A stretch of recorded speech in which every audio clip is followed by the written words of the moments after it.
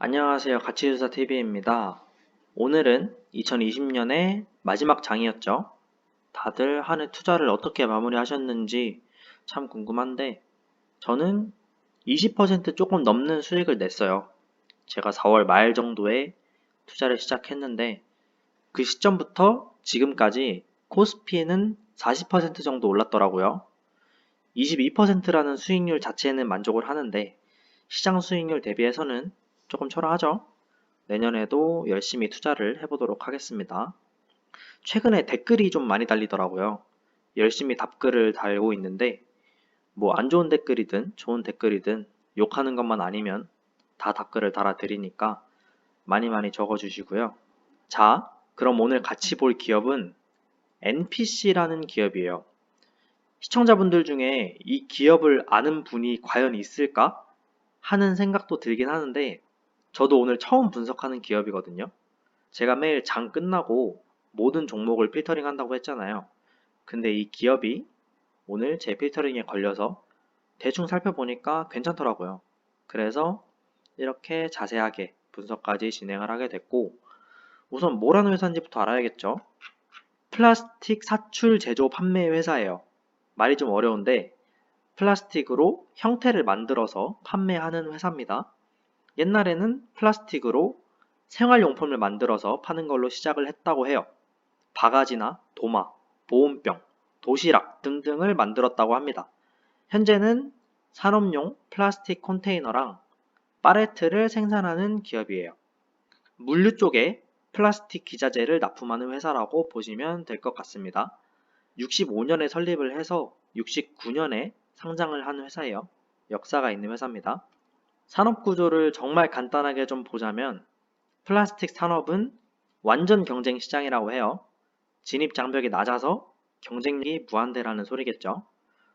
또 플라스틱이란 게 석유에서 나오는 건 아시죠? 그래서 유가가 원재료비에 영향을 미치는 산업입니다.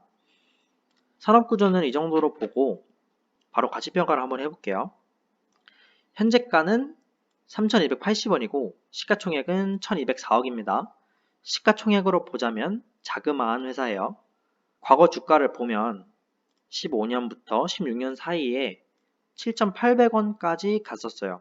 15년 말쯤에 최대 주주가 장내 매수를 많이 했거든요.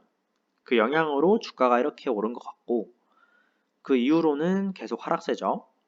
다만 19년에 3,800원에서 더 내려가지 않고 지지하는 모습을 보여줬고 20년에는 2,500원을 찍고 3,700원까지 올랐다가 조금 내려와서 3,000원에서 다시 지지를 받고 올라가고 있는 모습이에요.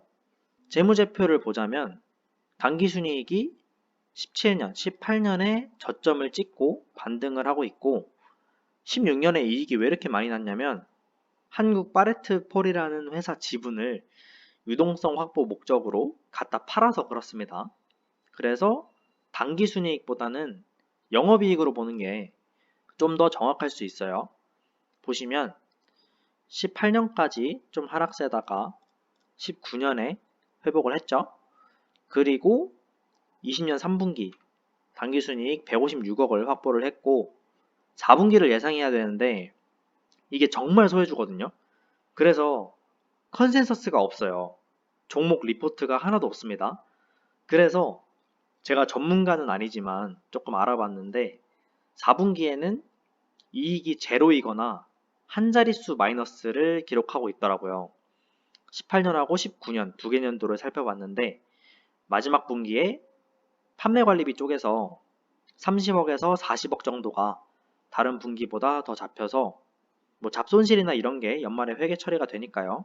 그래서 20년 총 당기순이익이 150억 정도 혹은 만약에 판매관리비 30억을 빼도 이익이 조금 난다고 하면 160억 정도 선에서 나올 것 같습니다. 그러면 당기순이익 그래프가 17년, 18년을 저점으로 19년, 20년 계속 상승하는 모습을 보여줘요. 그리고 매출액도 보시면 꾸준히 상승 중이고 20년에 4분기에 1,000억이 조금 넘게 나온다고 예상을 해보면 19년에는 조금 못 미치고 18년보다는 나은 모습을 보여줄 것 같고요. 이 정도면은 그래도 상승 추세라고 볼 수 있겠죠. 그리고 아까 잠깐 말씀드렸는데 이 산업용 컨테이너하고 팔레트가 물류에서 쓰이거든요. 그러면 물류 산업이 성장하면 이것도 많이 쓰이겠죠. 그리고 이건 MPC 쪽에서 하는 말이긴 한데 물류 산업에서로 한정 짓는다면 자기네들 점유율이 상당히 높다고 해요. 그리고 물류 쪽에서도 슬슬 나무 팔레트를 갖다 버리고 플라스틱 팔레트의 비중이 올라가는 중이라고 합니다. 매출액이 상승할 여지가 있다는 소리겠죠. 어제 말씀드린 KTNG와는 반대로 성장 산업일 가능성이 있다. 재무제표는 이 정도 보고요. 배당금을 좀 보자면 아주 바람직한 모습이에요. 배당금이 5원에서 10원씩 꾸준히 상승하는 모습입니다. 물론 배당 수익률 자체는 3% 정도밖에 안 돼요. 그렇지만 꾸준히 상승 중이라는 것이 중요하겠고, 그리고 하락 이슈라고 하면 자산운용사들 지분이 한 20% 정도 되거든요.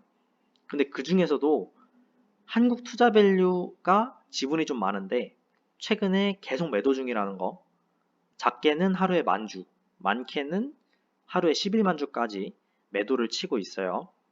근데 보유 주식이 지금도 540만 주 정도 되기 때문에 이걸 다 털 때까지 기다리자면 오래 걸리겠고, 그렇다고 지켜보자니 지금이 매수 타이밍 같죠? 참 애매한 상황입니다. 그래서 차선책으로 우선주가 있는데 우선주는 지금 2280원 정도 하거든요. 근데 배당을 얘보다 5원씩 더해줘요. 그러면 수익률이 4.6% 정도 되거든요.